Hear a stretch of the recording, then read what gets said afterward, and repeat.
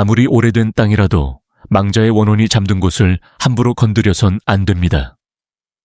그것이 이 이야기의 시작이었습니다. 지금부터 들려드릴 이야기는 단순한 전설이 아닙니다. 수백 년 동안 조용히 숨죽이고 있던 산속 무덤, 그리고 그 무덤 아래에서 일어난 기이하고도 무서운 사건에 관한 실화입니다. 영상을 시청하시기 전에 구독과 좋아요로 이 이야기의 다음 장을 함께 열어주세요. 여러분의 관심은 저희에게 큰 힘이 됩니다. 산사의 뒤편, 야산 깊은 곳, 사람들이 잘 찾지 않는 그 산등성이엔 오래전부터 이상한 소문이 돌고 있었습니다. 대낮에도 안개가 자욱하고 바람이 부는 소리인지 사람의 흐느낌인지 모를 기묘한 소리가 들려온다는 말들이었죠.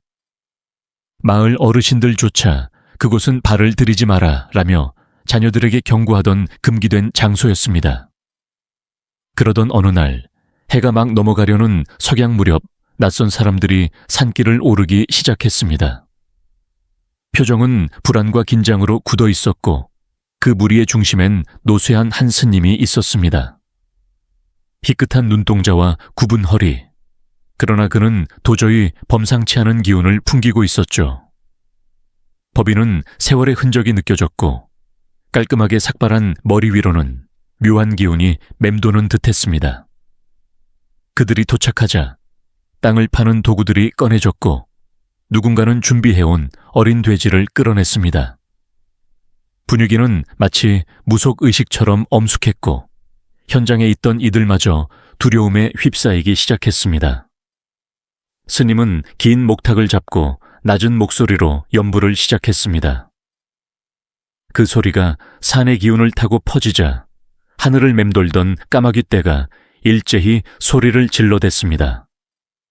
그러자 갑자기 돼지가 몸을 부르르 떨며 거품을 토하기 시작했습니다. 사람들은 놀라 허둥지둥 돼지를 붙잡았지만 결국 그 어린 생명은 눈을 감고 말았습니다. 그 순간 스님의 손에서 목탁이 떨어졌습니다. 그는 한 손으로 가슴을 움켜잡은 채 그대로 무릎을 꿇었고 동시에 무덤 주위의 땅이 군데군데 내려앉기 시작했습니다. 마치 무언가가 깨어나려는 듯 커다란 틈이 땅에 벌어졌습니다. 저기 땅이, 누군가 외쳤고 모두가 그 방향을 바라보았습니다. 그리고 그 속에서 꿈틀거리며 기어나오는 무언가, 바로 수십 마리의 뱀이었습니다. 검푸른 빛을 띠는 뱀들이 땅속에서 튀어나와 사방으로 흩어지기 시작했죠. 비명과 함께 사람들은 뒷걸음질 쳤고 그 와중에도 스님은 멍한 얼굴로 다시 연부를 이어가려 했습니다. 그러나 그의 입에서는 점점 낯선 소리가 새어나오기 시작했습니다. 그 목소리는 분명 그의 것이 아니었습니다. 마치 여러 사람이 한꺼번에 말하는 듯한 뒤엉킨 말소리였고 그 속엔 분노와 슬픔, 억울함이 뒤섞여 있었습니다.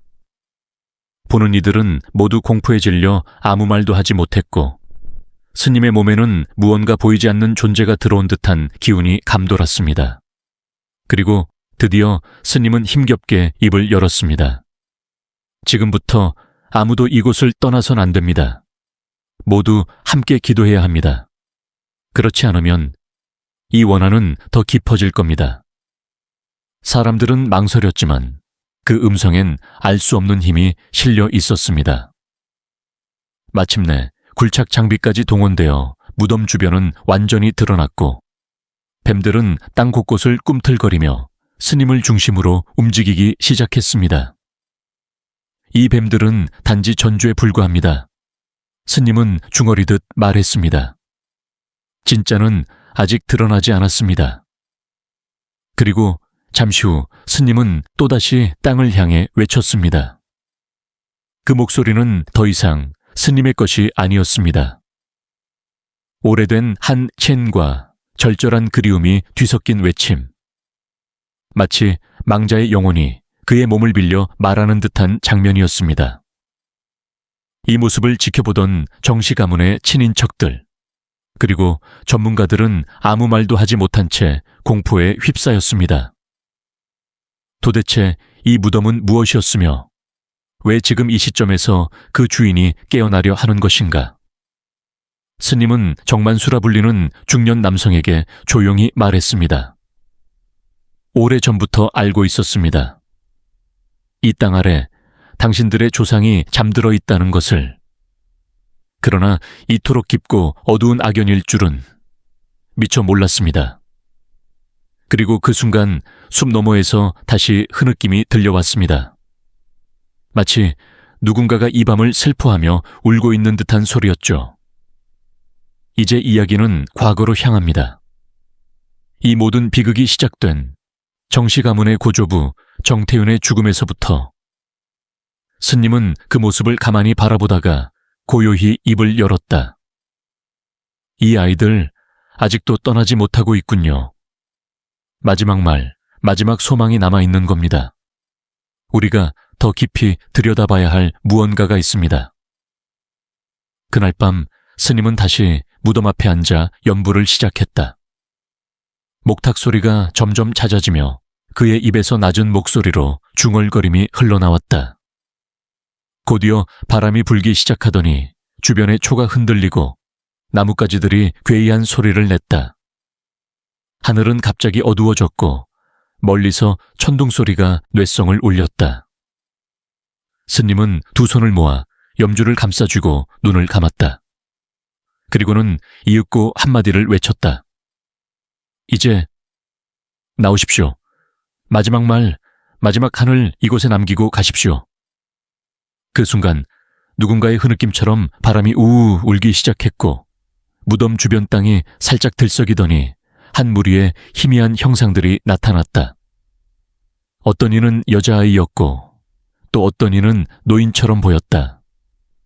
그들은 모두 눈에 띄게 슬픈 눈을 하고 있었고 어떤 이들은 울부짖으며 무언가를 외치고 있었다.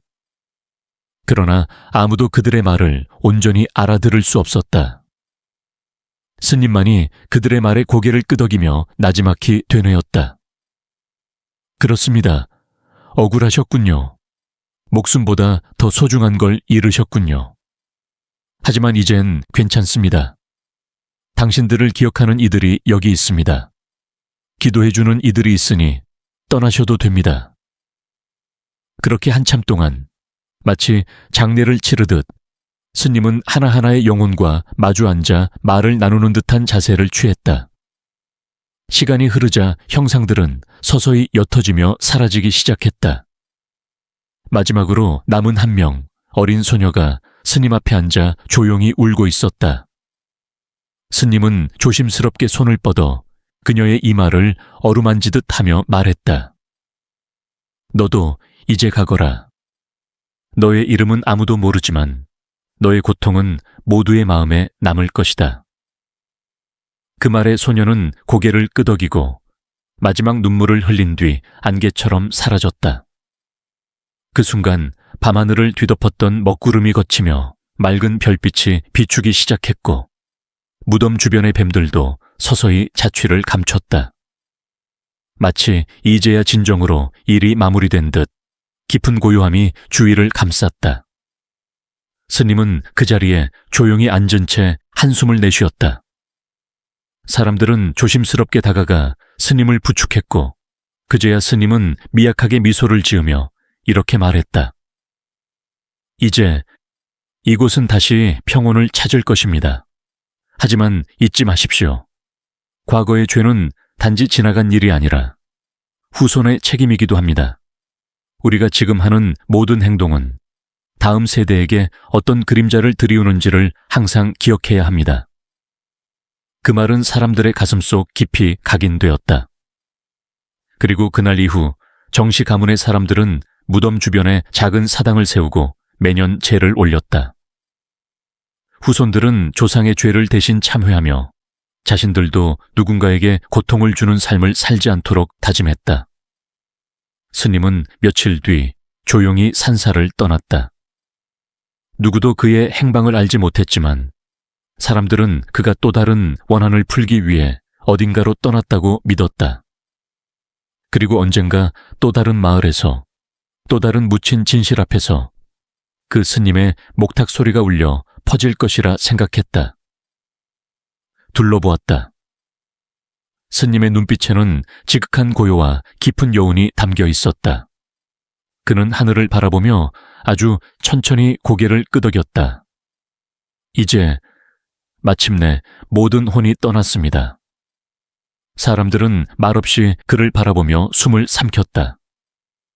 그 순간 무덤 주위에서 희미한 안개처럼 피어오르던 기운이 서서히 흩어지기 시작했고, 긴 세월 동안 이곳을 감싸고 있던 어둠도 마치 맑은 바람에 실려 어디론가 떠나가고 있는 듯 했다. 스님은 다시 무릎을 꿇고 앉아 마지막 기도를 올렸다. 이 땅에 묻힌 모든 원혼이여, 당신들의 고통은 이제 기억될 것이며 그 하는 후손들의 참회와 자비로 덜어졌습니다. 그러니 이제는 편히 쉬소서. 다음 생에는 고통 없는 삶을 살기를 진심으로 기원합니다. 그는 천천히 합장한 손을 무덤을 향해 낮추었다. 그리고 무릎을 꿇은 채 이마를 땅에 닿도록 조용히 3번 절했다. 가족들도 그 뒤를 따라 고개를 숙였다. 누구도 더 이상 말하지 않았고, 대신 모든 이의 마음속에는 깊은 울림이 남아있었다. 그날 이후 무덤은 다시 흙으로 덮였고, 스님의 권유로 그 위에는 작은 석탑 하나가 세워졌다. 탑에는 단 한 줄의 글귀가 새겨졌다. 용서는 사라짐이 아니라 기억을 품은 자비다. 이제 무덤은 더 이상 두려움의 장소가 아니었다. 마을 사람들은 이곳을 조용한 기도의 장소로 삼았고, 가족들은 해마다 이맘때가 되면 자발적으로 이곳을 찾아 청소하고 기도를 올렸다. 스님은 의식을 마친 후 며칠간 산사에서 요양을 하다 어느 날 새벽 조용히 자리를 떴다. 남은 이들에게는 그가 마지막으로 남긴 말만이 전해졌다. 모든 업장은 반드시 끊어야 할 운명을 안고 옵니다.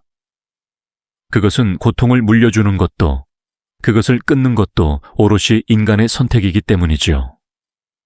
그대들이 선택한 자비의 길이 다음 세대의 빛이 되기를 바랍니다. 그 이후로도 마을에는 때때로 작은 이상 현상이 일어나곤 했지만 사람들은 더 이상 두려워하지 않았다. 그것은 두려움이 아니라 오래된 그림자를 품고 보듬으려는 태도였다. 정씨 가문은 더 이상 조상의 죄를 숨기지 않았고, 오히려 그것을 참회와 변화의 기회로 삼으며 살아갔다. 그들 스스로도 말하곤 했다.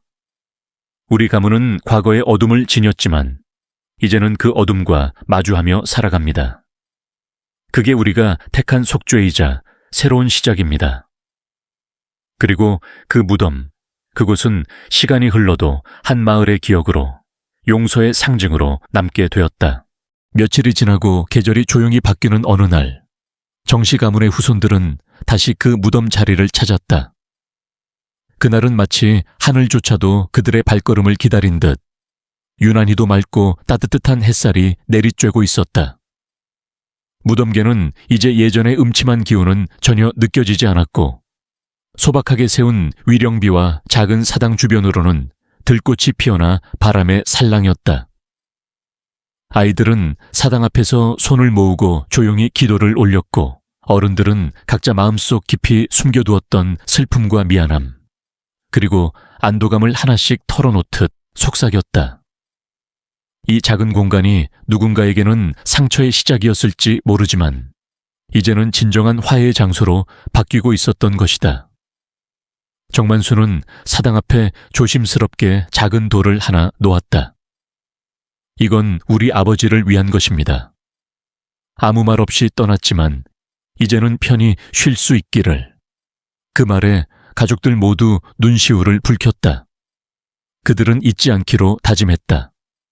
잊지 않고 기억함으로써 다시는 같은 업을 후손들에게 남기지 않겠다는 책임을 마음속에 새겼다. 스님도 어느새 조용히 그 자리에 도착해 있었다. 긴 수행으로 인해 조금은 야윈 얼굴이었지만 그 눈빛은 더욱 깊어져 있었다. 그는 한참 동안 위령비를 바라보다가 조용히 향 하나를 피워 올렸다. 그 향의 연기가 하늘로 천천히 퍼져가며 마치 누군가의 혼을 따뜻하게 감싸주는 듯한 기분이 들었다. 이제야 비로소 이곳도 하나의 도량이 되었습니다. 스님은 낮은 목소리로 말했다. 세상의 도량은 절 안에만 있는 것이 아닙니다. 마음으로 참회하고 영혼을 기리며 다시는 같은 어리석음을 되풀이하지 않겠다는 다짐이 있는 곳. 그곳이 곧 부처님께서 머무시는 법당입니다. 그 말에 정만수의 아내는 눈물을 흘리며 고개를 끄덕였다. 그녀는 누구보다도 오랜 시간 아이들의 병과 가정의 분열로 마음고생을 해왔던 사람이었다. 이제서야 자신이 할 수 있는 일이 무엇인지 조금씩 보이기 시작한 것이었다. 가족들은 돌아가는 길에도 종종 뒤를 돌아보았다. 무덤 자리는 여전히 그 자리에 있었지만 이제는 공포의 대상이 아니라 하나의 배움의 자리로 남아 있었다. 나무에 걸린 풍경이 바람을 따라 맑은 소리를 내었고 아이들은 그 소리를 듣고 웃음을 터뜨렸다. 그렇게 그들의 마음에도 조금씩 평화가 스며들고 있었다. 그날 이후 정시 가문은 달라졌다. 매달 초하루에는 모두가 사당에 모여 조용히 기도하고 서로의 안부를 나누는 시간을 가졌다. 아이들은 점점 건강을 되찾았고 친척 간의 오랜 앙금도 서서히 녹아내렸다. 놀라운 건 예전 같았으면 서로 책임을 미루거나 회피했을 일들도 이제는 함께 머리를 맞대고 해결해 나간다는 점이었다. 스님도 가끔 사당을 찾았다. 그는 단순한 손님이 아니었다. 오히려 가문의 어른처럼 자리 잡아 슬픔이 닥칠 때면 조용히 다가와 등을 토닥이고 기쁜 일이 있을 때면 축복의 말을 건넸다. 누군가가 병으로 쓰러졌을 때는 약초를 들고 달려와 보살폈고 갈등이 생길 때는 조용한 방 한켠에서 차를 내어놓고 사람들의 말을 들어주었다.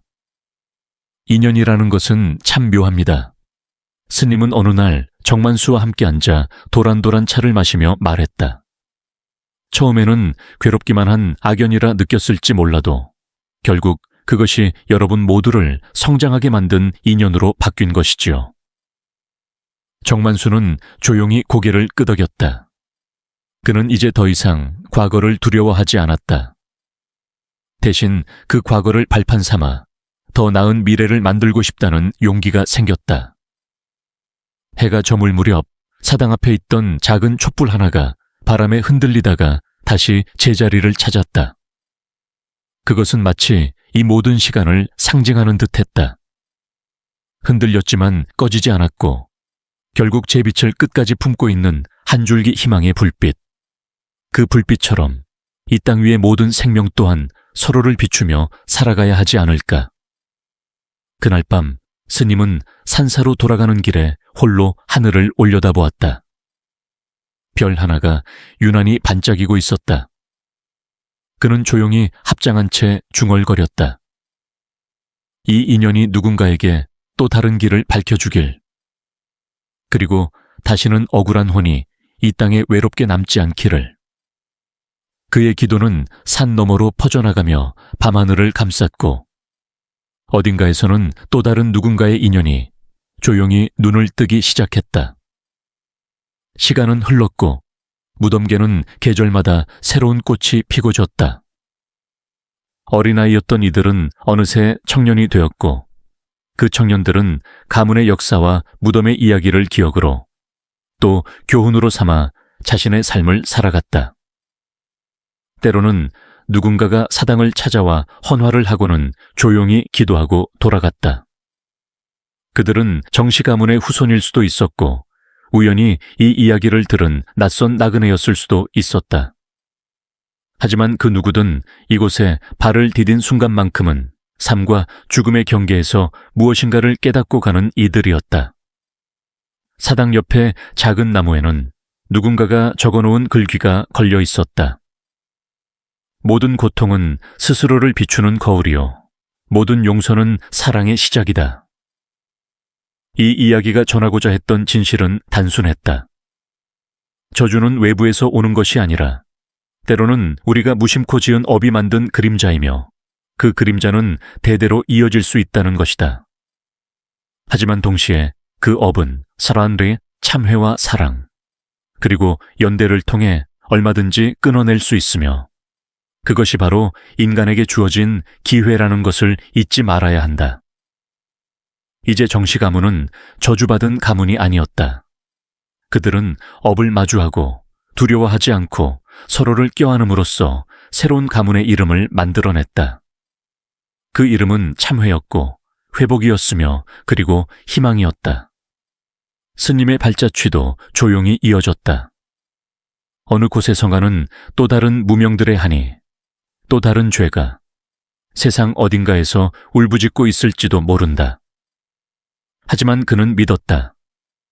누군가는 그것을 듣고 품고 밝은 길로 인도할 것이라는 것을. 이 땅에 사는 우리 모두는 각자의 업을 지고 살아간다. 어떤 이는 그것을 부정하려 하고 어떤 이는 그 무게에 짓눌려 주저앉기도 한다. 하지만 결국 중요한 건 그 업을 어떻게 대하고 어떻게 녹여내며 어떻게 함께 살아가느냐에 달려 있다. 어느 날 다시 무덤 자리에 바람이 불었다. 그 바람은 더 이상 저주도 두려움도 아닌 잔잔한 위로였다. 그리고 그 위로 속에서 들려오는 듯한 작은 목소리. 너는 외면하지 않았기에 이 길이 열렸노라. 이야기는 그렇게 끝이 났다. 하지만 깨달음은 오늘을 살아가는 우리에게 여전히 살아 숨쉬고 있었다.